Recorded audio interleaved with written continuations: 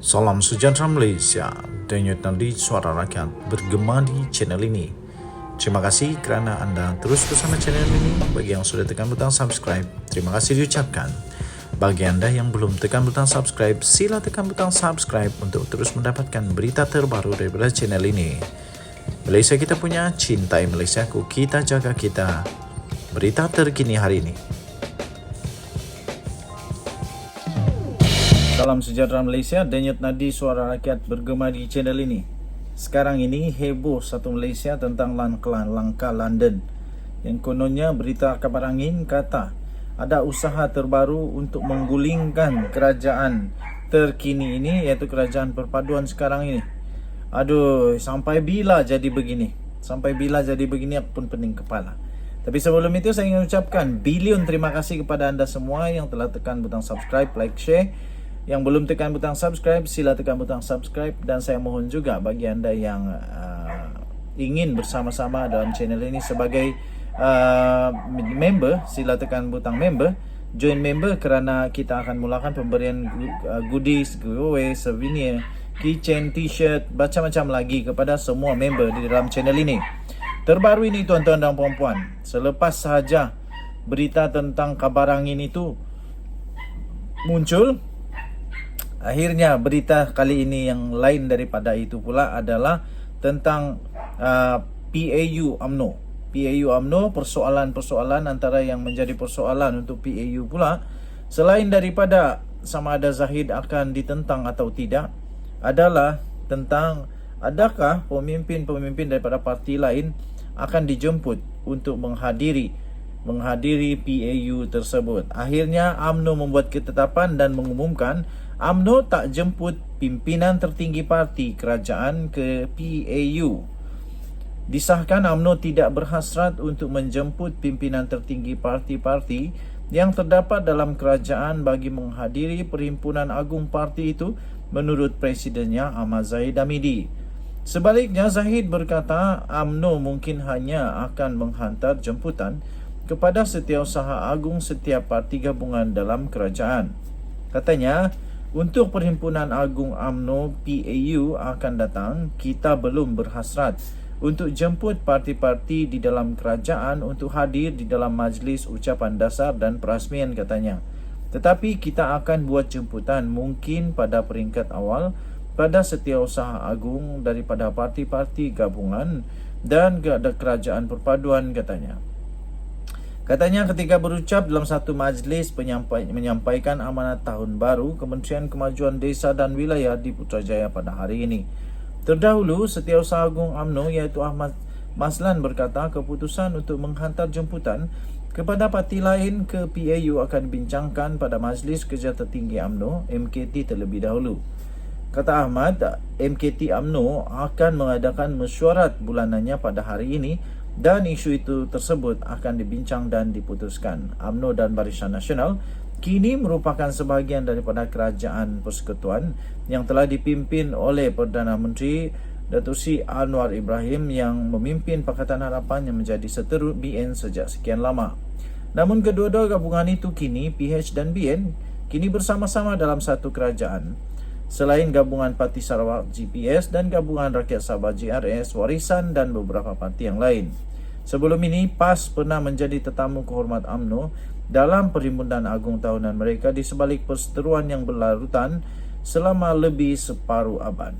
PAU 2022 sebelum ini dijadualkan pada 21 hingga 24 Disember 2022 namun ditangguhkan kepada 11 hingga 14 Januari ini. Okey. So itulah keputusannya tuan-tuan dan puan-puan yang kita nantikan. Adakah dipanggil pimpinan tertinggi bagi setiap parti dalam gabungan kerajaan atau tidak? Jadi sudah kita ketahui bahawa tidak dipanggil. Yang hanya dipanggil hanyalah Setiausaha Agung. Jumpa lagi, bye-bye. Salam sejahtera Malaysia, denyut nadi suara rakyat bergema di channel ini. Tuan-tuan dan puan-puan yang dihormati sekalian, yang paling dinantikan oleh seluruh rakyat Malaysia adalah harga minyak turun. Ada berita baik yang kita baru terima dan pasti ini pun akan membuatkan 30 juta rakyat Malaysia turut bergembira Dan pasti ini akan juga menggembirakan Datuk Seri Anwar Ibrahim sebagai Perdana Menteri Malaysia. Tuan-tuan dan puan-puan yang dihormati sekalian, sebelum itu saya ingin ucapkan jutaan terima kasih kepada semua yang sudah tekan butang subscribe, like dan share. Bagi yang belum, saya mohon untuk tekanlah butang subscribe, like, share dan komen video ini. Okey, kita menantikan yang terbaik daripada Datuk Seri Anwar Ibrahim sebagai Perdana Menteri Malaysia, dan disahkan tuan-tuan dan puan, harga minyak mentah turun sebanyak 10%. Ini menggembirakan hati rakyat Malaysia, menggembirakan Datuk Seri Anwar Ibrahim, menggembirakan seluruh dunia. Baru saja sebentar tadi kita terima satu berita ringkas daripada astroawani.com.my. Astro Awani melalui video ringkasnya diterima video ringkas daripada sumber Sputnik. Saya juga sudah masuk dalam sputniknews.com ini, dan disahkan harga minyak mentah turun sebanyak 10%. Harga minyak mentah di dunia pada hari ini baru sebentar tadi diterbitkan telah turun 10%. Jadi kita harap dengan penurunan harga minyak mentah dunia ini, kita harap ada juga memberi kesan kepada negara Malaysia. Kita harap ini akan memberi kesan juga kepada rakyat Malaysia, memberi kesan kepada keputusan yang bakal diambil oleh menteri-menteri yang berkenaan dengan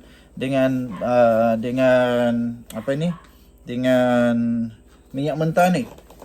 Jadi kita harap kalaulah boleh, kerana harga minyak mentah dunia turun harga sebanyak 10%, mungkinkah ada juga dapat tempias kepada rakyat Malaysia?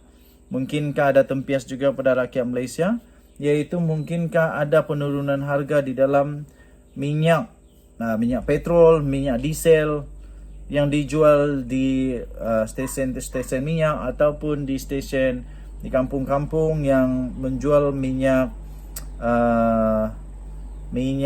bersubsidi. Kita harap sekurang-kurangnya mungkin dapat sedikit penurunan.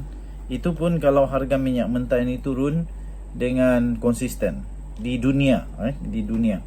Tetapi ini satu peningkatan yang baik agaknya. Saya fikir ini akan membuatkan rakyat Malaysia ada sedikit harapan untuk melihat penurunan di dalam harga minyak di Malaysia juga.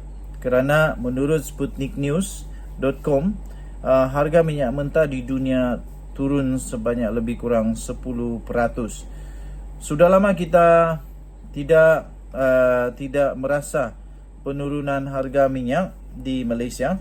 Tapi kita harap dengan pengumuman terbaru ini, iaitu keputusan daripada sputniknews.com bahawa harga minyak mentah di dunia ada penurunan sebanyak 10%. Kita harap dengan penurunan ini, maka kita pun dapat menikmati penurunan harga juga di Malaysia. Kita berharap semoga minyak mentah dunia akan terus turun harga dia, supaya Kerajaan Malaysia melalui Datuk Seri Anwar Ibrahim sebagai ketua kepimpinan Kerajaan Perpaduan ini dapat membuat keputusan yang terbaik. Jadi tugas kita sebagai rakyat Malaysia pula, kita mendoakan semoga kerajaan ini akan tetap kekal. Kita mendoakan semoga ekonomi Malaysia semakin stabil.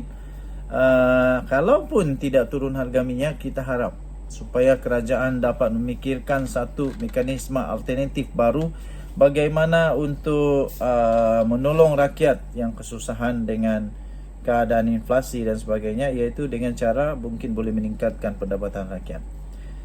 Denyut nadi suara rakyat bergema di channel ini, kita harap ada pengumuman bakal akan dibuat oleh Datuk Seri Anwar Ibrahim dan Kerajaan Perpaduan ini mengenai minyak mentah. Jumpa lagi, bye-bye.